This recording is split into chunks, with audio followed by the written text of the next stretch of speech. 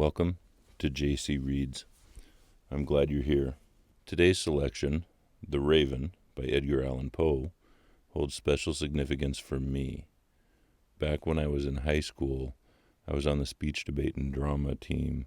This is one of two pieces that I would perform at competitions.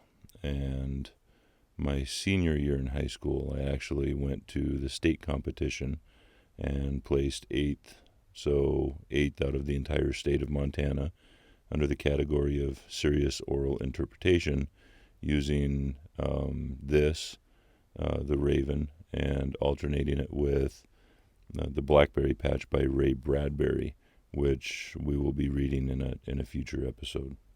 Relax while I read us this poem. Once upon a midnight dreary, while I pondered, weak and weary, over many a quaint and curious volume of forgotten lore, while I nodded, nearly napping, suddenly there came a tapping, as of someone gently rapping at my chamber door. "'Tis some visitor," I muttered, tapping at my chamber door. Only this, and nothing more. Ah, distinctly I remember, it was in the bleak December, and each separate dying ember wrought its ghost upon the floor. Eagerly I wished the morrow, vainly I had sought to borrow from my books surcease of sorrow, sorrow for the lost Lenore, for the rare and radiant maiden whom the angels name Lenore, nameless here forevermore. And the silken, sad, uncertain rustling of each purple curtain thrilled me, filled me with fantastic terrors never felt before, so that now, to still the beating of my heart, I stood repeating, "'Tis some visitor entreating entrance at my chamber door, some late visitor entreating entrance at my chamber door. This it is, and nothing more." Presently my soul grew stronger, hesitating then no longer.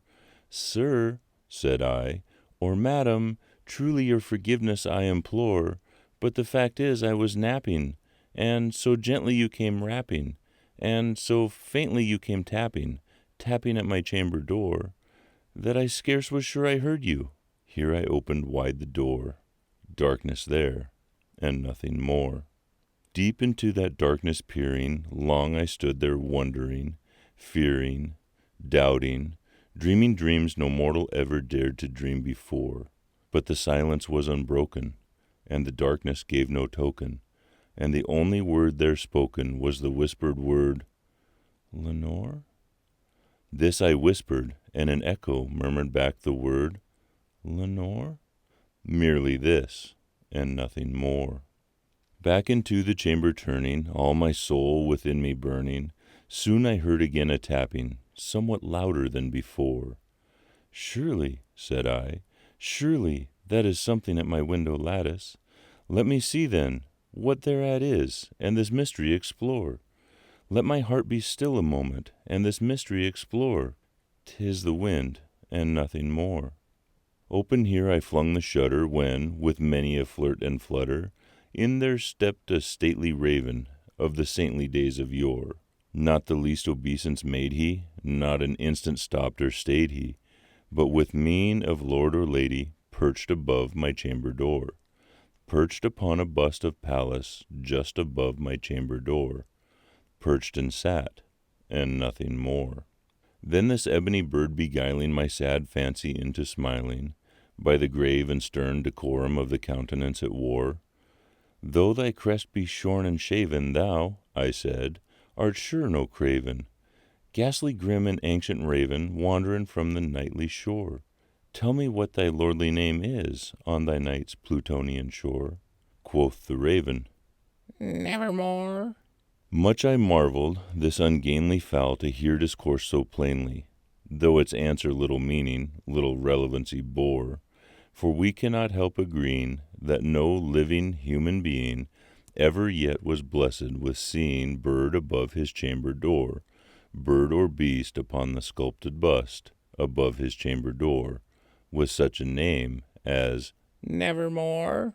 But then the raven, sitting lonely on that placid bust, spoke only that one word, as if his soul in that one word he did outpour, Nothing farther than he uttered, not a feather than he fluttered, till I scarcely more than muttered, "Other friends have flown before, on the morrow he will leave me, as my hopes have flown before." Then the bird said, "Nevermore." Startled at the stillness broken by reply so aptly spoken, "Doubtless," said I, "what it utters is its only stock and store, caught from some unhappy master whom unmerciful disaster followed fast and followed faster till his songs unburdened bore, till the dirges of his hope that melancholy burden bore, of nevermore." But then the raven, still beguiling all my sad soul into smiling, straight I wheeled a cushioned seat in front of bird and bust and door. Then upon the velvet sinking, I betook myself to linking fancy unto fancy, thinking what this ominous bird of yore, what this grim, ungainly, ghastly, gaunt, and ominous bird of yore meant in croaking, "Nevermore."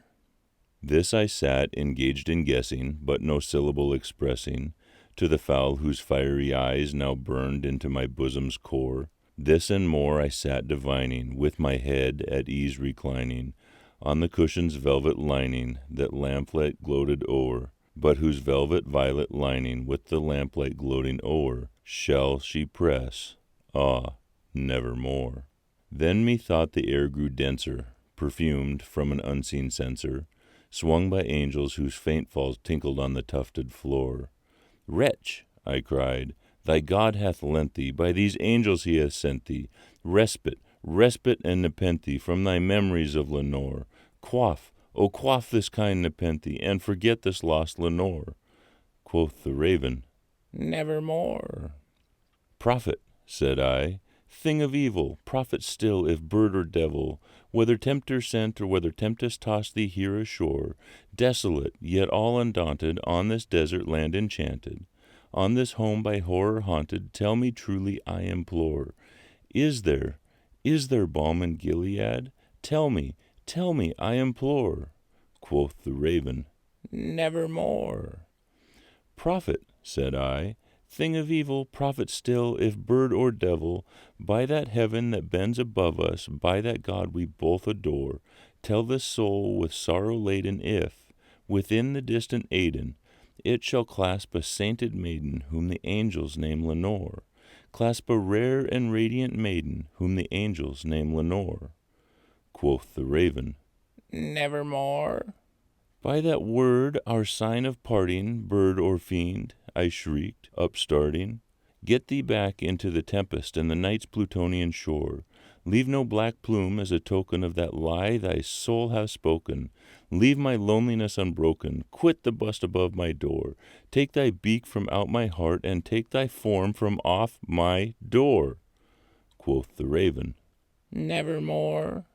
And the raven, never flitting, still is sitting on the pallid bust of Pallas just above my chamber door, and his eyes have all the seeming of a demon's that is dreaming, and the lamplight o'er him streaming throws his shadow on the floor, and my soul from out that shadow that lies floating on the floor shall be lifted nevermore.